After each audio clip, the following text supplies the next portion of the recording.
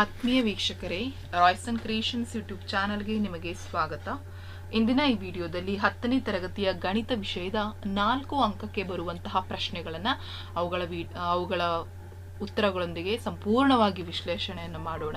ಯಾರೆಲ್ಲ ಮೊದಲ ಬಾರಿ ನಮ್ಮ ಚಾನಲ್ ನೋಡ್ತಾ ಇದ್ದೀರಾ, ಸಬ್ಸ್ಕ್ರೈಬ್ ಮಾಡಿ ಹಾಗೂ ನಿಮ್ಮ ಫ್ರೆಂಡ್ಸಿಗೆ ಶೇರ್ ಮಾಡಿ. ಸೊ ಈಗ ಆಲ್ರೆಡಿ ನಾನು 2 ಅಂಕಕ್ಕೆ ಮತ್ತು 3 ಅಂಕದ ಕಂಪ್ಲೀಟ್ ಯಾವೆಲ್ಲ ಪ್ರಶ್ನೆಗಳು ಬರ್ತವೆ ಅದನ್ನು ಡೆಫಿನೆಟ್ ಕ್ವಶನ್ ಆನ್ಸರ್ಸನ್ನು ನಾನು ನಿಮ್ಮ ಜೊತೆ ಆಲ್ರೆಡಿ ಶೇರ್ ಮಾಡಿದ್ದೀನಿ. ಆ ಲಿಂಕು ಡಿಸ್ಕ್ರಿಪ್ಷನಲ್ಲಿರುತ್ತೆ. ನೀವು ಯಾರಾದರೂ ನೋಡಿಲ್ಲ ಅಂದರೆ ಹೋಗಿ ಅದನ್ನು ನೋಡಿ ಅದರ ಯೂಸನ್ನು ಪಡ್ಕೊಳ್ಳಿ. ಸೊ ಈ ವಿಡಿಯೋದಲ್ಲಿ 4 ಅಂಕದ ಪ್ರಶ್ನೆಗಳು. ಸೊ 4 ಲೆಸನ್ಸ್ ಪಾಠದಿಂದ, ಒಂದು ಸಮಾಂತರ ಶ್ರೇಣಿಗಳಿಂದ ಕೇಳ್ತಾರೆ 4 ಅಂಕಕ್ಕೆ, 2 ರೇಖಾತ್ಮಕ ಸಮೀಕರಣಗಳ ಜೋಡಿ ಆ ಒಂದು ಪಾಠದಿಂದ ಒಂದು ಗ್ರಾಫನ್ನು ಕೇಳ್ತಾರೆ. ತದನಂತರ ತ್ರಿಕೋನಮಿತಿಯ ಅನ್ವಯದಿಂದ ಒಂದು ಲೆಕ್ಕ ಬರುತ್ತೆ, ತ್ರಿಭುಜಗಳ ಮೇಲೆ ಒಂದು ಪ್ರಮೇಯ ಬರುತ್ತೆ. ಸೊ ಈ 4 ಅಂಕಗಳ ವೆರಿ ಇಂಪಾರ್ಟೆಂಟ್. 4 ಪ್ರಶ್ನೆಗಳು 16 ಅಂಕಗಳು. ಸೊ ಅಪ್ಲೈಡ್ ಇರುತ್ತೆ, ಆದರೆ ನೀವು ಸ್ವಲ್ಪ ಪ್ರಾಕ್ಟೀಸ್ ಮಾಡಿದ್ರೆ ಈಸಿಯಾಗಿ ಅಂಕಗಳನ್ನು ನೀವಲ್ಲಿ ಗಳಿಸ್ಬೋದು. ಸೊ ಡೈರೆಕ್ಟಾಗಿ ನಾವು ಕ್ವಶನ್ಸ್ಗೆ ಹೋಗೋಣ. ಮೊದಲನೇದಾಗಿ ನಕ್ಷೆಗೆ ಹೋಗೋಣ. ಕೊಟ್ಟಿರುವ ರೇಖಾತ್ಮಕ ಸಮೀಕರಣಗಳ ಜೋಡಿಗೆ ನಕ್ಷೆಯ ವಿಧಾನದಿಂದ ಪರಿಹಾರವನ್ನು ಕಂಡುಹಿಡಿಯಿರಿ. ಸೊ ಈ ಪ್ರಶ್ನೆಯನ್ನು ಕಂಪಲ್ಸರಿ ನಿಮಗೆ 4 ಅಂಕದ ಮೇನಲ್ಲಿ ಬರುವಂತಹ ಪ್ರಶ್ನೆ. ಸೊ ಇದರಲ್ಲಿ ಒಂದು ಎಕ್ಸಾಂಪಲನ್ನು ತಗೊಂಡು ನಾನು ನಿಮ್ಮ ಜೊತೆ ಎಕ್ಸ್ಪ್ಲೇನ್ ಮಾಡ್ತೀನಿ ಮಕ್ಕಳ. 2x + y = 6, 2x - y = 2. So ಮೊದಲಿಗೆ ನೀವು ಸಮೀಕರಣವನ್ನು ಬಿಡಿಸ್ಕೋಬೇಕು. ಈ ಟೇಬಲ್ಗೂ ಅಂಕ ಇದೆ ಮಕ್ಕಳ. ಇದಕ್ಕೊಂದು ಮಾರ್ಕ್ಸ್, ಇದಕ್ಕೊಂದು ಮಾರ್ಕ್ಸ್. ಗ್ರಾಫಿಗೆ 2 ಮಾರ್ಕ್ಸ್ ಅಷ್ಟೇ. ಅರ್ಥ ಆಗ್ತಾ ಇದೆಯಾ? ಸೊ ಹಾಗಾಗಿ ಬರೀ ಗ್ರಾಫಿಗೆ 4 ಮಾರ್ಕ್ಸ್ ಕೊಡಲ್ಲ, ಇದಕ್ಕೊಂದು ಮಾರ್ಕ್ಸ್, ಇದಕ್ಕೊಂದು marks. So 2x + y = 6. So ಹಾಗಾಗಿ y = 6 - 2x, ರೈಟ್. ಸೊ ಎಕ್ಸಿಗೆ ಬೆಲೆ ಕೊಡ್ತಾ ಹೋದರೆ ವೈ ವ್ಯಾಲ್ಯೂ ಬರ್ತಾ ಹೋಗುತ್ತೆ. ಹಾಗಾಗಿ ಈ ರೀತಿ ಸಮೀಕರಣವನ್ನು ಮಾಡಿಕೊಂಡು ಎಕ್ಸಿಗೆ ಬೆಲೆ ಕೊಡ್ತಾ ಹೋಗಬೇಕು. ಸೊ ಎಕ್ಸಿಗೆ ನೀವು 0 ಕೊಟ್ಟಾಗ ವೈ ಬೆಲೆ 6 ಬಂತು. ಸೊ ಅದನ್ನ ಈ ರೀತಿ ಬರ್ಕೋಬೇಕು, 0,6. ನೆಕ್ಸ್ಟ್ ಎಕ್ಸಿಗೆ 1 ಅನ್ನು ಕೊಡ್ತಾ ಇದ್ದೀರಾ. ಸೊ ಎಕ್ಸಿಗೆ 1 ಕೊಟ್ಟರೆ ಏನಾಗುತ್ತೆ, 6ರಿಂದ 2 ಹೋದರೆ 4 ಬಂತು, ವೈ ಬೆಲೆ 4 ಆಯಿತು.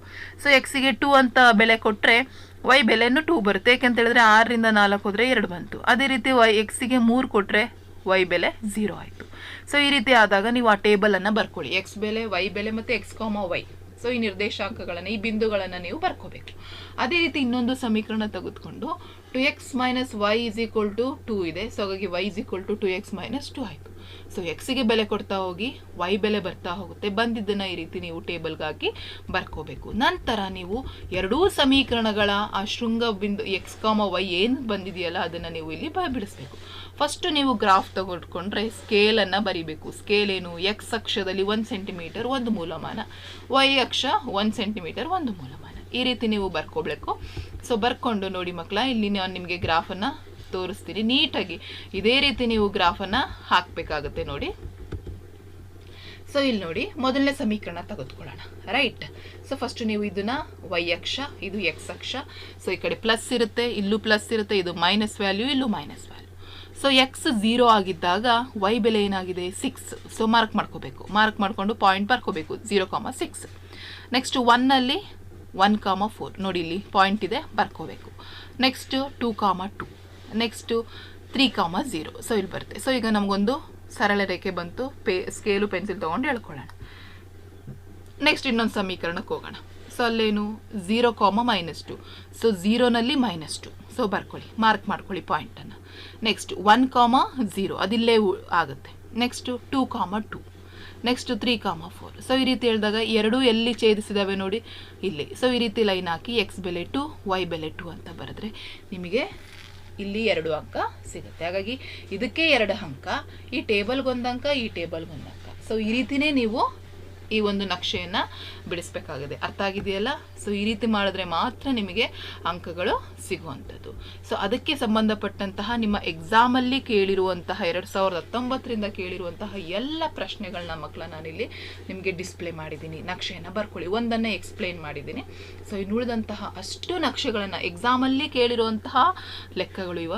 ಈ ಲೆಕ್ಕಗಳನ್ನು ನೀವು ಚೆನ್ನಾಗಿ ಪ್ರಾಕ್ಟೀಸ್ ಮಾಡ್ಕೊಳ್ಳಿ. ಅರ್ಥ ಆಗ್ತಾ ಇದೆಯಾ? 2022ವರೆಗೂ ಕೇಳಿರುವಂಥ ಅಷ್ಟು ಪ್ರಶ್ನೆಗಳನ್ನು ನಾನು ನಿಮಗೆ ಇಲ್ಲಿ ಡಿಸ್ಪ್ಲೇನ ಮಾಡಿದ್ದೀನಿ ಮಕ್ಕಳ. ಇಷ್ಟು ಲೆಕ್ಕಗಳನ್ನು ನೀವು ಅಭ್ಯಾಸ ಮಾಡಿ. ಇದರೊಳಗಡೆ ನಿಮಗೆ ಒಂದು ಲೆಕ್ಕಗಳು ಕಂಪಲ್ಸರಿ ಬಂದಿರುತ್ತೆ. ನೆಕ್ಸ್ಟ್ ತ್ರಿಭುಜಗಳಿಗೆ ಬಂದರೆ ಮಕ್ಕಳ ವೆರಿ ಇಂಪಾರ್ಟೆಂಟ್ ಪ್ರಮೇಯ. ಸೊ ಇಲ್ಲಿ ಏಳಿಕೆಯನ್ನು ಕಲ್ತ್ಕೊಂಡಿರಿ. ಹೇಳಲಿಕ್ಕಾಗಲ್ಲ, ಒಂದು ಅಂಕಕ್ಕೆ ಕೀಳುವ ಸಾಧ್ಯತೆಗಳು ಸಹ ಹೆಚ್ಚಾಗಿರ್ತವೆ. ಅರ್ಥ ಆಗ್ತಾ ಇದೆಯಾ? ಮೂಲ ಸಮಾನುಪಾತತೆಯ ಪ್ರಮೇಯ, ಅದನ್ನೇ ತೇಲ್ಸ್ನ ಪ್ರಮೇಯ, ಮತ್ತು ಅದರ ವಿಲೋಮ ಪ್ರಮೇಯವನ್ನು ಸಹ ಕಲ್ತ್ಕೊಂಡಿರಿ. ಬರೆಯೋಕೆ ಕೇಳುವ ಸಾಧ್ಯತೆಗಳು ಇರ್ತದೆ.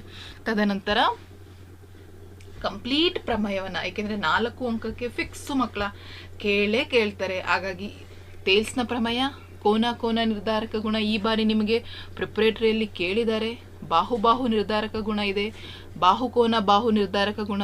ಸೊ ಇವಿಷ್ಟನ್ನು ಮಕ್ಕಳ ಚೆನ್ನಾಗಿ ನೀವು ಅಭ್ಯಾಸವನ್ನು ಮಾಡಿಕೊಳ್ಳೇಬೇಕು. ಈ ಪ್ರಮೇಯಗಳನ್ನು ನೀವು ಇಷ್ಟನ್ನು ಕಲ್ತ್ರೆ ಇಷ್ಟರೊಳಗಡೆ ಒಂದು ಪ್ರಮೇಯವನ್ನು ಅವ್ರು ನಿಮಗೆ ಎಕ್ಸಾಮ್ಗೆ ಕೇಳ್ತಾರೆ. ಯಾವುದಾದ್ರೂ ಕೇಳ್ಬೋದು, ಇದನ್ನೇ ಕೇಳ್ತಾರೆ ಅಂತ ಹೇಳಲಿಕ್ಕೆ ಚಾನ್ಸೇ ಇಲ್ಲ. ಸೊ ಇಷ್ಟರೊಳಗಡೆ ನೀವು ಒಂದು ಪ್ರಮೇಯವನ್ನು ಓದಲೇಬೇಕಾಗುತ್ತೆ 4 ಅಂಕಕ್ಕೆ. ನೆಕ್ಸ್ಟ್ ನಿಮಗೆ ಸಮಾಂತರ ಶ್ರೇಣಿಯಲ್ಲಿ ಬರುವಂತಹ 4 ಅಂಕದ ಪ್ರಶ್ನೆ. ಯಾವ ರೀತಿ ಪ್ರಶ್ನೆ ಕೇಳ್ತಾರೆ? ಇಲ್ಲಿ ಸ್ವಲ್ಪ ಅನ್ವಯದ ಪ್ರಶ್ನೆ ಇರುತ್ತೆ, ಆದರೆ ನೀವು ಅರ್ಥ ಮಾಡಿಕೊಂಡ್ರೆ ಅಲ್ಲಿ ಬಳಸೋ ಸೂತ್ರಗಳೇ 2 ಅಷ್ಟೇ. AN ಬಳಸ್ತೀರಾ, SN ಬಳಸ್ತೀರಾ. ಸೊ ಈಸಿಯಾಗಿ ಅರ್ಥ ಮಾಡಿಕೊಂಡು ಮಾಡ್ಬೋದು. ಸೊ 1-2 ಪ್ರಶ್ನೆಗಳನ್ನ ನಾನು ನಿಮ್ಮ ಜೊತೆ ಡಿಸ್ಕಷನ್ ಮಾಡ್ತೀನಿ. ಒಂದು ಸಮಾಂತರ ಶ್ರೇಣಿಯ 4ನೇ ಮತ್ತು 8ನೇ ಪದಗಳ ಮೊತ್ತ 24 ಮತ್ತು 6ನೇ ಮತ್ತು 10ನೇ ಪದಗಳ ಮೊತ್ತ 44 ಆದರೆ ಮೊದಲ 3 ಪದಗಳನ್ನು ಕಂಡುಹಿಡಿಯಿರಿ. ಸೊ ಇಲ್ಲಿ AN ಸೂತ್ರನೇ ಬಳಸ್ಕೋಬೇಕು. ಯಾಕೆ ಅಂತ ಹೇಳಿದರೆ ಸಮಾಂತರ ಶ್ರೇಣಿಯ 4ನೇ ಪದ ಮತ್ತು 8ನೇ ಪದಗಳ ಮೊತ್ತ ಕೊಟ್ಟಿದ್ದಾರೆ. ಅಂದರೆ A4 + A8 24 ಆಯಿತು. ಸೊ A4 ಅಂದರೆ ಏನು? A + 3D, A8 ಅಂದರೆ A + 7D. ಇಂದಿಂದೊಂದು ತಗೊಳ್ಳಿ ಅಷ್ಟೇ, = 24. ಸೊ ಅವೆರಡನ್ನು ಕೂಡಿಸಿದ್ರೆ 2A + 10D = 24. ಸಮೀಕರಣ 1 ಸಿಗ್ತಾ? ಅದೇ ರೀತಿ ಏನು 6ನೇ ಮತ್ತು 10ನೇ ಪದಗಳ ಮೊತ್ತ ಕೊಟ್ಟಿದ್ದಾರೆ. ಸೊ ಹಾಗಾಗಿ A6 + A10 24. ಸೊ ಹಾಗಾಗಿ 2A + 14D = 44. ಸೊ ಸಮೀಕರಣ 1 ಮತ್ತು 2 ನೀವು ಕಳೆದು ಬಿಟ್ರೆ ನಮಗೆ ಈಸಿಯಾಗಿ A ಬೆಲೆ ಅಥವಾ D ಬೆಲೆ ಸಿಕ್ಬಿಡುತ್ತೆ. ಸೊ ಇಲ್ಲಿ 2A ಕ್ಯಾನ್ಸಲ್ ಆಗಿರೋದ್ರಿಂದ D ಬೆಲೆ ಸಿಗುತ್ತೆ. D ಬೆಲೆ 5. ಸೊ ಈ 5ಅನ್ನು ಸಮೀಕರಣ 1 ಅಥವಾ 2ಕ್ಕೆ ಸಬ್ಸ್ಟಿಟ್ಯೂಟ್ ಮಾಡಿದ್ರೆ A ಬೆಲೆ ಗೊತ್ತಾಯ್ತಾ? ಸೊ ಅಲ್ಲಿಗೆ A ಬೆಲೆನೂ ಗೊತ್ತು, D ಬೆಲೆನೂ ಗೊತ್ತು ಅಂದರೆ ಸಮಾಂತರ ಶ್ರೇಣಿ ಬರಿಬೋದು. ಯಾಕೆಂದರೆ A, A + T, A + 2D ಮಾಡಿದ್ರೆ ನಮಗೆ ವ್ಯಾಲ್ಯೂಗಳು ಗೊತ್ತಾಗುತ್ತೆ. ಸೊ ಇದು ಈಸಿ ಇದೆ. ಸೊ ಡೈರೆಕ್ಟಾಗಿ ತುಂಬ ಈಸಿಯಾಗಿ ಕೇಳಿದ್ದಾರೆ. ಸೊ ಇನ್ನೊಂದಷ್ಟು ಅಪ್ಲೈಡ್ ಮಾಡಿ ಕೇಳ್ತಾರೆ ಮಕ್ಕಳ. ಅರ್ಥ ಮಾಡ್ಕೊಳ್ಳಿ. ಎಲ್ಲ ರೀತಿ ಲೆಕ್ಕಗಳನ್ನು ನಾನು ನಿಮ್ಮ ಜೊತೆಯಲ್ಲಿ ಡಿಸ್ಕಷನನ್ನು ಮಾಡ್ತಾ ಹೋಗ್ತೀನಿ. ಸೊ ಒಂದು ಸಮಾಂತರ ಶ್ರೇಣಿಯ ಮೊದಲ 3 ಪದಗಳ ಮೊತ್ತ 33 ಆಗಿದೆ.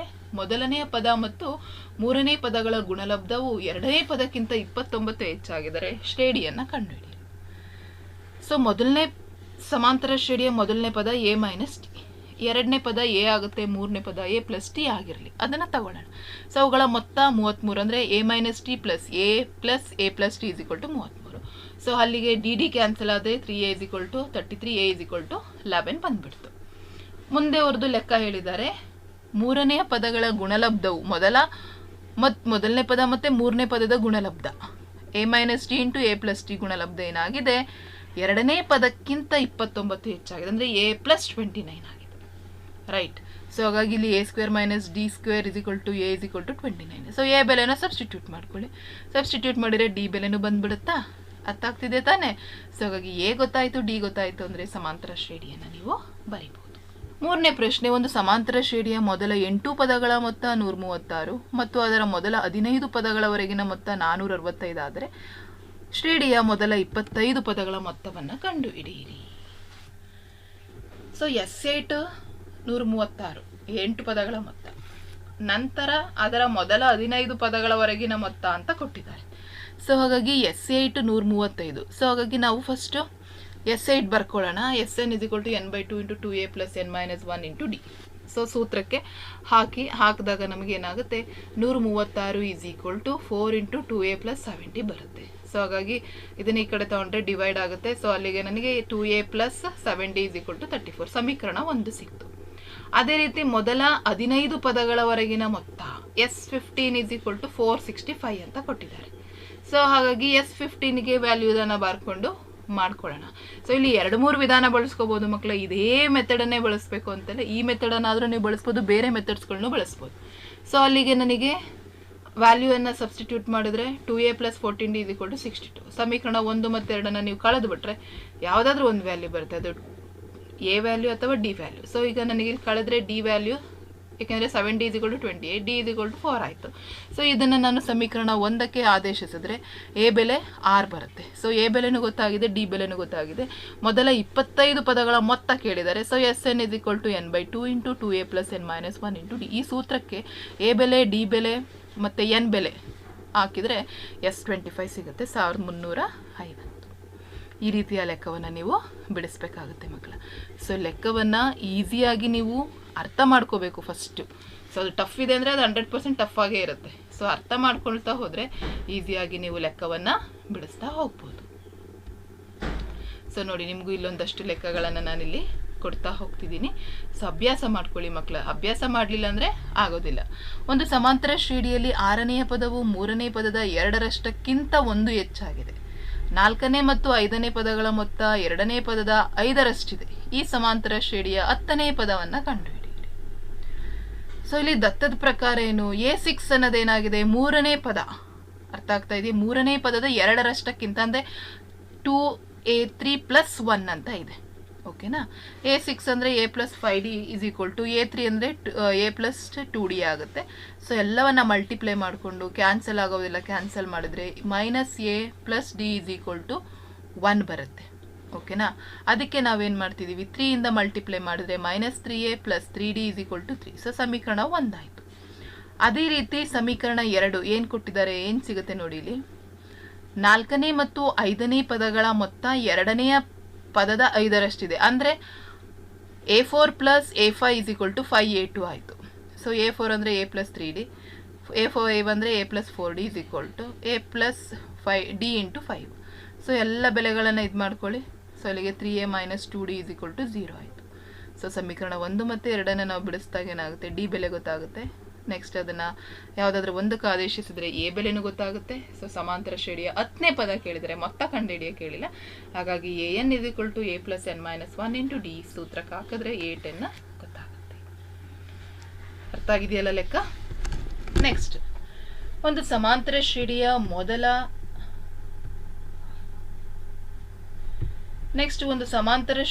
ಮೊದಲ 7 ಪದಗಳ ಮೊತ್ತ 140 ಆಗಿದೆ. ಅದೇ ಶ್ರೇಣಿಯ ನಂತರದ 7 ಪದಗಳ ಮೊತ್ತವು 385 ಆದಾಗ ಆ ಸಮಾಂತರ ಶ್ರೇಣಿಯನ್ನು ಕಂಡುಹಿಡಿಯಿರಿ.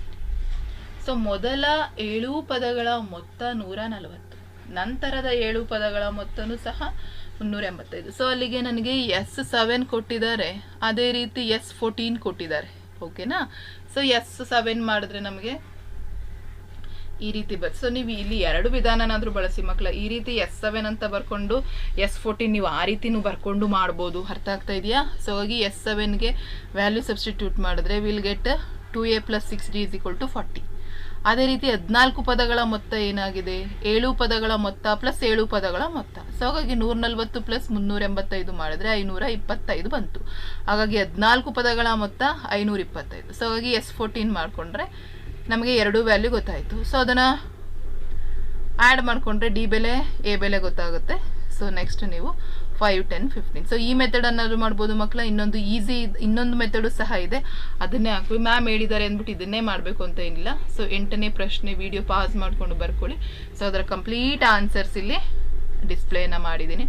ಸೊ ಈಗ ನಾನು ಎಲ್ಲವನ್ನ ಎಕ್ಸ್ಪ್ಲೈನ್ ಮಾಡ್ತಾ ಹೋಗಿಲ್ಲ, ಬಟ್ ಆದಷ್ಟು ನಾನು ನಿಮಗೆ ತುಂಬ ಡಿಫಿಕಲ್ಟ್ ಇರುವಂತಹ ಲೆಕ್ಕಗಳನ್ನು ನಾನು ನಿಮಗೆ ನಿಮ್ಮ ಜೊತೆ ಬಿಡಿಸಿ ಎಕ್ಸ್ಪ್ಲೇನನ್ನು ಮಾಡಿದ್ದೀನಿ ಮಕ್ಕಳ. ಸೊ ಎಲ್ಲ ರೀತಿಯ ಲೆಕ್ಕಗಳನ್ನು ನೀವು ಅಭ್ಯಾಸವನ್ನು ಮಾಡ್ಕೊಳ್ಳಿ. ಯಾಕೆಂತ ಹೇಳಿದ್ರೆ ಎಕ್ಸಾಮಲ್ಲಿ ಇದೇ ಪ್ರಶ್ನೆಯನ್ನು ಕೇಳ್ತಾರೆ ಅಥವಾ ಇವನ್ನೇ ಕೇಳ್ತಾರೆ ಅಂತ ಹೇಳಲಿಕ್ಕೂ ಆಗೋದಿಲ್ಲ. ಸೊ ಒಂದಷ್ಟು ಅಭ್ಯಾಸಕ್ಕೆ ಪ್ರಶ್ನೆಗಳನ್ನು ಸಹ ನಾನು ನಿಮ್ಮ ಜೊತೆ ಇಲ್ಲಿ ಕೊಟ್ಟಿದ್ದೀನಿ. ಈ ಪ್ರಶ್ನೆಗಳನ್ನು ಸಹ ನೀವು ಚೆನ್ನಾಗಿ ಪ್ರಾಕ್ಟೀಸನ್ನು ಮಾಡ್ಕೊಳ್ಳಿ. ಸೊ ಪ್ರಾಕ್ಟೀಸಿಂದಲೇ ಹೇಳಲ್ವಾ, practice makes man perfect. So ಈ ರೀತಿ ನೀವು ಪ್ರಾಕ್ಟೀಸ್ ಮಾಡಿದಾಗಲೇ ಮಕ್ಕಳ ಎಕ್ಸಾಮಲ್ಲಿ ಒಳ್ಳೆಯ ಅಂಕಗಳನ್ನು ಗಳಿಸಲಿಕ್ಕೆ ಆಗುತ್ತೆ. ವಿಡಿಯೋ ನೋಡೋದ್ರಿಂದ ಏನು ಯೂಸ್ ಆಗೋದಿಲ್ಲ. ಸೊ ನೀವು ಪ್ರಾಕ್ಟೀಸ್ ಮಾಡಲೇಬೇಕು ಅಂತ ಹೇಳ್ತಾ ಮುಂದಕ್ಕೆ ನಾನು ಕಂಟಿನ್ಯೂ ಮಾಡ್ತಿದ್ದೀನಿ. ಸಮದಟ್ಟಾದ ನೆಲದ ಮೇಲೆ 50√3 ಮೀಟರ್ ಎತ್ತರದಲ್ಲಿರುವ ಒಂದು ನೇರ ಕಟ್ಟಡದ ಮೇಲಿನಿಂದ ಅದೇ ನೆಲದ ಮೇಲಿನಲ್ಲಿರುವ ಒಂದು ವಸ್ತುವನ್ನು ನೋಡಿದಾಗ ಉಂಟಾದ ಅವನತ ಕೋನವು 60 ಡಿಗ್ರಿ ಆಗಿರ್ತದೆ. ಹಾಗಾದರೆ ಕಟ್ಟಡದ ಬುಡದಿಂದ ವಸ್ತುವಿಗಿರುವ ದೂರವನ್ನು ಕಂಡುಹಿಡಿಯಿರಿ. ಅದೇ ರೀತಿಯ ಪ್ರಶ್ನೆ ಅಲ್ಲಿ ಕಟ್ಟಡ ಕೇಳಿಲ್ಲ, ಕಾರನ್ನು ಕೇಳಿದರೆ ಒಂದೇ ಮೆಷರ್ಮೆಂಟನ್ನು ಕೇಳಿದ್ದಾರೆ ಮಕ್ಕಳ. ಸೊ ಪ್ರಶ್ನೆ ನೋಡೋಣ ನೋಡಿ. ಸೊ ಇಲ್ಲಿ ಇದು ಕಟ್ಟಡ ಕೊಟ್ಟಿದ್ದಾರೆ. ಸೊ ಇನ್ನು 50√3 ಮೀಟರ್ ಎತ್ತರವಿರುವ ಒಂದು ಕಟ್ಟಡ. ಹೌದಾ. ಸೊ ಹಾಗಾಗಿ ಕಟ್ಟಡದ ಮೇಲಿನಿಂದ ಕೆಳಗೆ ನೋಡಿದಾಗ ಏನಾಗ್ತಾ ಇದೆ, ಅವನತ ಕೋನ. ನಿಮ್ಗೆ ಗೊತ್ತಿರಬೇಕು, ಮೇಲಿಂದ ಕೆಳಗಡೆ ನೋಡಿದ್ರೆ ಅವನತ ಕೋನ, ಕೆಳಗಡೆಯಿಂದ ಮೇಲಕ್ಕೆ ನೋಡಿದ್ರೆ ಉನ್ನತ ಕೋನ. ಹಾಗಾಗಿ ಇಲ್ಲಿ ಅವನತ ಕೋನ 60 ಡಿಗ್ರಿ ಆಗಿದೆ. ಹಾಗಾದರೆ ಬುಡದಿಂದ ವಸ್ತುವಿಗಿರುವ ದೂರ, ಈ ದೂರವನ್ನು ನಾವು ಕಂಡುಹಿಡಬೇಕು, QR ಅನ್ನು ಕಂಡುಹಿಡಿಬೇಕು. ರೈಟ್. ಸೊ ಹಾಗಾಗಿ ಕಟ್ಟಡದ ಎತ್ತರ ಗೊತ್ತಿದೆ 50√3. ಅವನತ ಕೋನ ಎಷ್ಟು ಡಿಗ್ರಿ ಇದೆ? ಇದು 60 ಡಿಗ್ರಿ. ಸೊ ಇದು 60 ಡಿಗ್ರಿ ಆದರೆ ಈ ಕೋನ 6 ಸಹ ಏನಾಗುತ್ತೆ, 60 ಡಿಗ್ರಿನೇ ಆಗುತ್ತೆ, ಯಾಕೆಂದರೆ ಅವು ಪರ್ಯಾಯ ಕೋನಗಳು. ರೈಟ್. ಸೊ ಹಾಗಾಗಿ ತೀಟಾ ಗೊತ್ತಿದೆ. ಸೊ ಹಾಗಾಗಿ ನಮಗೆ PR Qನು ಸಹ ಗೊತ್ತಾಗುತ್ತೆ, 60 ಡಿಗ್ರಿ ಪರ್ಯಾಯ ಕೋನಗಳು. ಸೊ ಇದಿಷ್ಟು ಗೊತ್ತಾದ್ಮೇಲೆ ನಮಗೆ ಬೇಕಾಗಿರೋದು ಯಾವುದು? QR ಅನ್ನು ಕಂಡುಹಿಡಿಬೇಕು. ಹಾಗಾಗಿ tan 60 degree is equals to PQ/QR. ಯಾಕಂದರೆ ನಿಮಗೆ tan 60 ಅಂದರೆ ಗೊತ್ತಿರಬೇಕು ಮಕ್ಕಳ, ಅಭಿಮುಖ ಬಾಹು ಬೈ ಪಾರ್ಶ್ವಬಾಹು. ರೈಟ್. ಸೊ ಇಲ್ಲಿ ಅಭಿಮುಖ ಬಾಹು ಯಾವುದು? PQ/QR is the ಪಾರ್ಶ್ವಬಾಹು. ಹಾಗಾಗಿ 50√3 ಬೈ tan 60 ಅಂದರೆ √3 ಆಗುತ್ತೆ. ಹಾಗಾಗಿ QR ಆಗಿ ಉಳಿಸ್ಕೊಳ್ಳೋಣ. ಸೊ ಅದನ್ನು ಓರೆ ಗುಣಾಕಾರ ಮಾಡಿದ್ರೆ QR is equal to 50√3 by √3. So √3 cancel ಆದರೆ 50 ಮೀಟ್ರ್ ಬರುತ್ತೆ. ಅರ್ಥ ಆಗ್ತದೆ? ಇದು ಈಸಿ ಲೆಕ್ಕ. ಸೊ ಅದೇ ರೀತಿ ನಾವು ಮುಂದಕ್ಕೆ ಲೆಕ್ಕ ಮಾಡ್ತೋಗೋಣ. ಒಂದು ಜಮೀನಿನ ಎರಡೂ ಕಡೆ 50 ಮೀಟರ್ ಮತ್ತು 40√3 ಮೀಟರ್ ಎತ್ತರವಿರುವ 2 ಗಾಳಿ ಯಂತ್ರಗಳಿವೆ. ಆ 2 ಗಾಳಿ ಯಂತ್ರಗಳ ನಡುವೆ ನಿಂತಿರುವ ಒಬ್ಬ ವ್ಯಕ್ತಿಯು ಅವುಗಳ ತುದಿಯನ್ನು ವೀಕ್ಷಿಸಿದಾಗ ಉಂಟಾದ ಉನ್ನತ ಕೋನ 45 ಡಿಗ್ರಿ ಮತ್ತು 30 ಡಿಗ್ರಿ.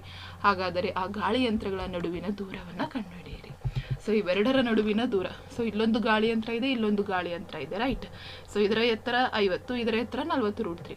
ಸೊ 2 ಉನ್ನತ ಕೋನ ಕೊಟ್ಟಿದ್ದಾರೆ. ಉನ್ನತ ಕೋನ ಅಂದರೆ ಕೆಳಗಡೆಯಿಂದ ಮೇಲ್ ನೋಡಿದಾಗ ಉಂಟಾಗ ಕೋನಗಳು. ಹಾಗಾಗಿ ಈ ABBC ಟೋಟಲಿ AC ನಾವು ಕಂಡುಹಿಡಿಬೇಕು. ಅರ್ಥ ಆಗ್ತಾ ಇದೆಯಾ? ಸೊ ಈಗ ನಮಗಿಲ್ಲಿ 2 ತ್ರಿಭುಜ ಉಂಟಾಗಿದೆ. ತ್ರಿಭುಜ ABD, ಅದೇ ರೀತಿ ತ್ರಿಭುಜ BCE ಉಂಟಾಗಿದೆ. ರೈಟ್. ಸೊ ಈಗ ನಾವು ತ್ರಿಭುಜ ABDಯಲ್ಲಿ tan θ is equal to what? ಅಭಿಮುಖ ಬಾಹು ಬೈ ಪಾರ್ಶ್ವಬಾಹು. ಹಾಗಾಗಿ ಏನಾಗುತ್ತೆ, 50/AB. tan θ ಎಷ್ಟಿದೆ ಇಲ್ಲಿ? 45 ಡಿಗ್ರಿ. ಸೊ ಹಾಗಾಗಿ 1 = 50/AB. AB 50 ಮೀಟರ್ ಆಯಿತು. ಅದೇ ರೀತಿ ಈ ತ್ರಿಭುಜವನ್ನು ತೆಗೆದುಕೊಂಡಾಗ tan θ is equal to 40√3 divided by BC. tan 30 ಅಂದರೆ 1/√3. So 40/√3 divided by BC. So BC is equal to ಏನಾಗುತ್ತೆ? 40 × 2 120 ಆಗುತ್ತೆ. ಸೊ ಹಾಗಾಗಿ ಗಾಳಿ ಯಂತ್ರಗಳ ನಡುವಿನ ದೂರ ಎರಡನ್ನೂ ಕೂಡಿಸಿದ್ರೆ 170 ಮೀಟರ್. ಸೊ ಈ ರೀತಿ ಲೆಕ್ಕಗಳು ಸಹ ಇರ್ತವೆ. ಅದೇ ರೀತಿ ಇಲ್ಲಿ ಇನ್ನೊಂದು ಲೆಕ್ಕ ಇದೆ ನೋಡಿ ಮಕ್ಕಳ. ಸೊ ಆ ಲೆಕ್ಕವನ್ನು ಸಹ ನೀವು ಸೇಮ್ ಅದೇ ಪ್ಯಾಟ್ರನ್ ಇರೋದ್ರಿಂದ ನಾನು ಮುಂದಕ್ಕೆ ಬೇರೆ ಲೆಕ್ಕಗಳನ್ನ, ಬೇರೆ ರೀತಿ ಅನ್ವಯದ ಪ್ರಶ್ನೆಗಳನ್ನು ನಾನು ನಿಮ್ಮ ಜೊತೆ ಶೇರ್ ಮಾಡ್ತಾ ಹೋಗ್ತಾ ಇದ್ದೀನಿ. 20 ಮೀಟರ್ ಎತ್ತರದ ಕಟ್ಟಡವೊಂದರ ಮೇಲೆ ಸ್ಥಾಪಿಸಲಾದ ಪ್ರಸರಣ ಗೋಪುರದ ಮೇಲ್ತುದಿ ಮತ್ತು ಪಾದಗಳನ್ನು ನೆಲದ ಮೇಲಿನ ಒಂದು ಬಿಂದುವಿನಿಂದ ನೋಡಿದಾಗ ಉನ್ನತ ಕೋನಗಳು ಕ್ರಮವಾಗಿ 60 ಡಿಗ್ರಿ 45 ಡಿಗ್ರಿ ಇವೆ. ಹಾಗಾದರೆ ಪ್ರಸರಣ ಗೋಪುರದ ಎತ್ತರವನ್ನು ಕಂಡುಹಿಡಿಯಿರಿ. ಸೊ ಮಕ್ಕಳ, ನಮಗಿಲ್ಲಿ ಕಟ್ಟಡದ ಎತ್ತರ ಕೊಟ್ಟಿದ್ದಾರೆ 20 ಮೀಟರ್. ಸೊ ತೀಟಾ ಗೊತ್ತಾಗಿದೆ ನಮಗೆ, ಉನ್ನತ ಕೋನಗಳು ಕೊಟ್ಟಿದ್ದಾರೆ, ಒಂದು 60 ಡಿಗ್ರಿ, ಒಂದು 45 ಡಿಗ್ರಿ. ಹಾಗಾಗಿ 2 ಗೊತ್ತಾಗಿದೆ, ಒಂದು 60 ಡಿಗ್ರಿ, ಒಂದು 45 ಡಿಗ್ರಿ. ಸೊ ಈಗ ನಾನು ಕಂಡುಹಿಡಿಬೇಕಾಗಿರೋದು ಇದು ಪ್ರಸರಣ ಗೋಪುರದ ಎತ್ತರ. ಸೊ ಇದನ್ನು ನಾನು ಕಂಡುಹಿಡಿಬೇಕು. ABಯನ್ನು ನಾನೀಗ ಕಂಡುಹಿಡಿಬೇಕಾಗುತ್ತೆ. ರೈಟ್. ಸೊ ಈಗ ನನಗಲ್ಲಿ 2 ತ್ರಿಭುಜಗಳಿದ್ದಾವೆ. ಮೊದಲನೇದು ತ್ರಿಭುಜ BCD. ಸೊ ಈ ತ್ರಿಭುಜ BCDಯಲ್ಲಿ tan θ is equal to BC/CD ಆಗುತ್ತೆ. So tan θ is nothing but what? 45 degree. So ಹಾಗಾಗಿ tan 45 is equal to, so ಇದು ಅರ್ಥ ಮಾಡ್ಕೊಳ್ಳಿ, ಇದು 20 ಮೀಟ್ರ್ ಆದರೆ ಇದು 20 ಮೀಟ್ರನ್ನೇ. ಹಾಗಾಗಿ 20/CD. ಸೊ tan 45 ಅಂದರೆ 1. ಹಾಗಾಗಿ CD is equal to 20 metre ಆಯಿತು. ಸೊ CD 20 ಮೀಟ್ರ್ ಆಯಿತು. ಈಗ ನಾನು ಕಂಡುಹಿಡಬೇಕಾಗಿರೋದು AB. ಹಾಗಾಗಿ ಇನ್ನೊಂದು ತ್ರಿಭುಜ ತಗೊಳ್ಳೋಣ. ಯಾವ್ದು ಹೇಳಿ? ಈ ತ್ರಿಭುಜ ತಗೊಳ್ಳೋಣ, ACB. ರೈಟ್. ಸೊ ಈ ತ್ರಿಭುಜ ತಗೊಳ್ಳೋಣ. ACD ತ್ರಿಭುಜದಲ್ಲಿ tan θ is equal to AC/CD. So tan 60 is equal to AC ಅಂದ್ರೇನು? AB ಪ್ಲಸ್ BC ಆಗುತ್ತೆ. CD ಅಂದರೆ 20. ಸೊ ಹಾಗಾಗಿ BC ಅಂದರೆ ಗೊತ್ತಿದೆ 20. ಹಾಗಾಗಿ tan 60 ಅಂದರೆ √3 is equal to AB plus 20/20. So ಬರ್ಕೊಳ್ಳೋಣ. ಓರೆ ಗುಣಾಕಾರ ಮಾಡಿದರೆ 20√3 is equal to AB plus 20. So ಹಾಗಾಗಿ AB ಈಸ್ ಈಕ್ವಲ್ ಟು, ABಯನ್ನು ಈ ಕಡೆ ತೆಗೆದುಕೊಂಡ್ರೆ 20 ಕಾಮನ್ ತಗೊಂಡ್ರೆ √3 - 1 ಮೀಟ್ರ್ ಆಗುತ್ತೆ. ಹಾಗಾಗಿ ಆ ಪ್ರಸರಣ ಗೋಪುರದ ಎತ್ತರ 20√3 - 1 ಮೀಟರ್ ಆಗುತ್ತೆ. ನೋಡಿ, ಈ ರೀತಿ ಲೆಕ್ಕಗಳನ್ನು ಕಂಡುಹಿಡಿಬೇಕು. ನೆಕ್ಸ್ಟ್ ಗೋಪುರದ ಪಾದದಿಂದ 4 ಮೀಟರ್ ಮತ್ತು 9 ಮೀಟರ್ ದೂರದಲ್ಲಿ ಗೋಪುರದ ಬದಿಗೆ ಒಂದೇ ಸರಳ ರೇಖೆಯ ಮೇಲಿರುವ 2 ಬಿಂದುಗಳಿಂದ ಗೋಪುರದ ಮೇಲ್ತುದಿಗೆ ಉನ್ನತ ಕೋನಗಳು ಪರಸ್ಪರ ಪೂರಕವಾಗಿವೆ. ಹಾಗಾದರೆ ಗೋಪುರದ ಎತ್ತರವನ್ನು ಕಂಡುಹಿಡಿಯಬೇಕು. ಸೊ ಇಲ್ಲಿ ನೋಡಿ ಕೊಟ್ಟಿದ್ದಾರೆ ನಮಗೆ. ಇದು ಈ ತ್ರಿಭುಜದಲ್ಲಿ AC X, ಅದೇ ರೀತಿ ನಮಗೆ ಗೋಪುರದ ಎತ್ತರ AB ಅಂತ ತೆಗೆದುಕೊಳ್ಳೋಣ. ಸೊ ಹಾಗಾಗಿ ಕೋನ ACB X ಡಿಗ್ರಿ ಆದರೆ ಕೋನ ADB ಏನಾಗುತ್ತೆ 90 ಮೈನಸ್ X ಡಿಗ್ರಿ. ಹಾಗಾಗಿ ತ್ರಿಭುಜ ABCಯಲ್ಲಿ tan x is equal to AB divided by BC. So tan x is equal to AB by 4. So ಅದನ್ನು ಒಂದು ಸಮೀಕರಣ ತಗೊಳ್ಳೋಣ. ಇನ್ನೊಂದು ತ್ರಿಭುಜ ADBಯಲ್ಲಿ tan of 90 minus x is equal to AB by BD. So tan of 90 minus theta ಅಂತ ಹೇಳಿದ್ರೆ cot theta. ಹಾಗಾಗಿ cot x is equal to AB by 9 ಆಯಿತು. So ಸಮೀಕರಣ 1 ಮತ್ತು 2 ಮಲ್ಟಿಪ್ಲೈ ಮಾಡಿಬಿಟ್ರೆ ನಮಗೆ tan x into cot x 1 by tan x ಬರ್ಕೊಂಡ್ರೆ tan x cancel ಆಗುತ್ತೆ. So 1 is equal to AB square by 36. So AB square is equal to 36 ಆದರೆ AB 6 metre ಆಗುತ್ತೆ. ಹಾಗಾಗಿ ಗೋಪುರದ ಎತ್ತರ 6 ಮೀಟರ್. ನೆಕ್ಸ್ಟ್ ಅಪೂರ್ಣವಾಗಿರುವ ಒಂದು ನೇರ ಕಟ್ಟಡದ ತುದಿಯು ಅದೇ ನೆಲದಲ್ಲಿನ ಕಟ್ಟಡದ ಬುಡದಿಂದ 100 ಮೀಟರ್ ದೂರದಲ್ಲಿ ಒಂದು ಬಿಂದುವಿನಿಂದ 45 ಡಿಗ್ರಿ ಉನ್ನತ ಕೋನವನ್ನು ಉಂಟು ಮಾಡುತ್ತದೆ. ಆ ಬಿಂದುವಿನಿಂದ ಕಟ್ಟಡದ ಗರಿಷ್ಠ ಎತ್ತರದ ತುದಿಗೆ 60 ಡಿಗ್ರಿ ಉನ್ನತ ಕೋನ ಉಂಟು ಮಾಡಲು ಅಪೂರ್ಣಗೊಂಡಿರುವ ಕಟ್ಟಡವನ್ನು ಗರಿಷ್ಠ ಮಟ್ಟದ ತಲುಪಲು ಇನ್ನೂ ಹೆಚ್ಚು ಎತ್ತರ ಏರಿಸಬೇಕು. ಕಂಡುಹಿಡಿಯಿರಿ ಅಂತೇಳಿ ಕೊಟ್ಟಿದ್ದಾರೆ. ಎಷ್ಟು ಎತ್ತರವನ್ನು ಏರಿಸಬೇಕು? ಸೊ ಇಲ್ಲಿ ನೋಡಿ, ಎಷ್ಟು ಎತ್ತರವನ್ನು ನಾವು ಏರಿಸಬೇಕು ಇದನ್ನು ನಾನು ಕಂಡುಹಿಡಿಬೇಕಾಗುತ್ತೆ. DC ಕಂಡುಹಿಡಬೇಕು. ಸೊ ಇದೊಂದು ಅಪೂರ್ಣವಾಗಿರುವಂತಹ ಒಂದು ನೇರ ಕಟ್ಟಡ. ಸೊ ನಮಗೆ ಎಷ್ಟು ಎತ್ತರ ಕೊಟ್ಟಿದ್ದಾರೆ 100 ಮೀಟರ್, ಉನ್ನತ ಕೋನನ್ನು ಕೊಟ್ಟಿದ್ದಾರೆ 45 ಡಿಗ್ರಿ. ಹಾಗಾಗಿ ಇಲ್ಲಿ 2 ತ್ರಿಭುಜ ಗೊತ್ತಾಗ್ತಾ ಇದೆ, ತ್ರಿಭುಜ ABC ಮತ್ತು ತ್ರಿಭುಜ ABD. ಸೊ ಫಸ್ಟ್ ತ್ರಿಭುಜ ABC ತೆಗೆದುಕೊಂಡ್ರೆ tan 45, ಏಕೆಂದರೆ ಅಲ್ಲಿ ಉನ್ನತ ಕೋನನೇ 45 ಡಿಗ್ರಿ. ಹಾಗಾಗಿ tan 45 ಏನಾಗ್ತದೆ BC by AB ಮಾಡಿದ್ರೆ ಸೊ ಅಲ್ಲಿಗೆ tan 45 ಅಂದರೆ 1, ಹಾಗಾಗಿ AB 100 ಡಿಗ್ರಿ 100 ಮೀಟ್ರ್ ಬರುತ್ತೆ.